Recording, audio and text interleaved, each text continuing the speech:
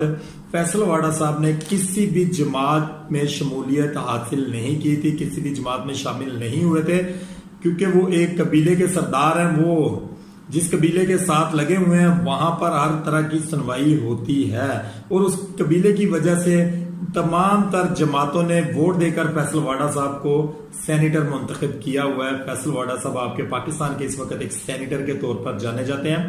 फैसल वाडा साहब ने कुछ दिन पहले अदालतों को आड़े हाथों लेते हुए बड़ी उनके ऊपर गोलाबारी की थी और कहा था कि जो मर्जी हो जाए, मैं किसी से कोई माफी नहीं मांगूंगा, चाहे मुझे सूली पर लटका दिया जाए, मुझे सजा सुना दी जाए, मुझे तौहीन अदालत की सजा सुना दी जाए, लेकिन मैं किसी से माफी नहीं मांगूंगा। मैं हर किसी को उसका मुंह तोड़ जवाब दूंगा।